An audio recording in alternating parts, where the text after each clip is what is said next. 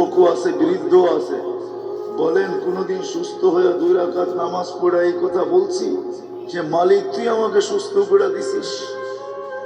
সবাই প্রশংসা করি কার? ডাক্তারের। সবাই প্রশংসা করি কার? হাসপাতালে।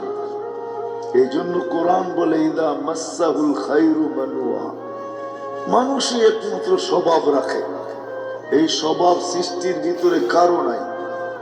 মানুষেরই খারাপ স্বভাব, মানুষই স্বভাব রাখে। ভালো পাইতে দেরি, আল্লাহকে বলতে দেরি করে না। একটু তাকায় দেখেন, যুবক যৌবন পাইতে দেরি, আল্লাহর থেকে দূরে সরতে দেরি করে না। যতদিন যৌবন পায় নাই অতদিন তো বাচ্চা ছিল, কলম তার বিরুদ্ধেও ছিল না, পক্ষেও ছিল না। কিন্তু এই দিক দিয়ে যৌবন পাইতে দেরি, আল্লাহকে বলতে দেরি করে নাই।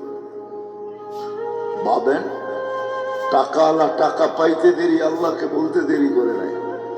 যে যা পাইছে পাইতে দেরি, আল্লাহর থেকে দূরে সরতে দেরি করে নাই।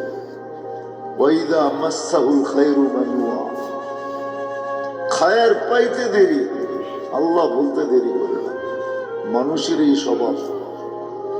কিন্তু সত্য এটাই, আমরা মরণশীল। যে কোনো মুহূর্তে মরতে পারি, যে কোনো জায়গার থেকে যাইতে পারি। এমন না আপনি উন্নত প্লাজে বসে, উন্নত ফ্ল্যাটে বসে আছেন মৌত হবে না, এমন না। উন্নত দেশে বসে আছেন মৌত হবে না, এমন না। যেখানেই থাকুক না কেন মানুষকে মরতে হবে। কিন্তু ভাবতে হবে, বুঝতে হবে, শিখতে হবে, জানতে হবে যে আল্লাহ আমাকে কেন অস্তিত্ব দিলেন, আমার অস্তিত্বের কারণ কি, কি কারণে আল্লাহ আমাকে অস্তিত্ব দিলেন, কি কারণে আল্লাহ আমাকে কুদরতি হাত দিয়ে তৈরি করলেন, সব সৃষ্টি তো হুকুম দিয়া করলেন, সব সৃষ্টি তো 2 অক্ষর দিয়ে অস্তিত্ব দিলেন।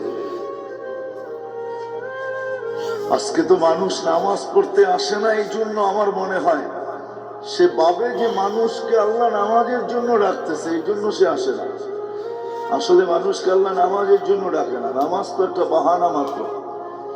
আসসালাহ এই শব্দটা বাহানা মাত্র। যদি সত্য হয় মানুষকে আল্লাহ ডাকে জান্নাতের চাবি দেওয়ার জন্য, যেখান থেকে তার যাত্রা ওইখানের চাবি দেওয়ার জন্য। মনে হয় বুঝাইতে পারি না। আমাদের যাত্রা জান্নাত থেকে, আমাদের গন্তব্য কিন্তু জান্নাত। আমাদের যাত্রাও জান্নাত থেকে, গন্তব্য জান্নাত। আল্লাহ জান্নাতের নামাজের জন্য মসজিদে ডাকতেছেন এই জন্য যে আসো জান্নাতের চাবি তোমার হাতে দিয়া দিই। আসসালাতু মিফতাহুল জান্নাহ, নামাজ জান্নাতের চাবি, চাবি দেওয়ার জন্য তোমাকে ডাকতেছি, আসো। আল্লাহ তো নামাজ বাহানা, আল্লাহ তো এই জন্য ডাকেন, নামাজের জন্য ডাকেন না। আমরা সবাই জানি আমাদের নামাজের কি অবস্থা, ঠিক না? না জানি না? যতটুকু পড়ি এটার অবস্থা জানি তো। কি বলেন? বললে রাগ হয়ে যাবেন? হ্যাঁ, হইতে পারে যুবকরা, শিক্ষিতরা রাগ হয়ে যাবেন। বলবো?